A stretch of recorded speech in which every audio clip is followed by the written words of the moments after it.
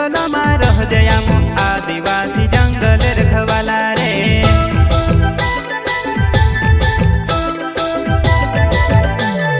चल जंगल जमीन काजे पूजे रे आदिवासी दुनिया ने रखवाला रे। बाप देव खतरी काजे पूजे रे आदिवासी सबसे निराला रे।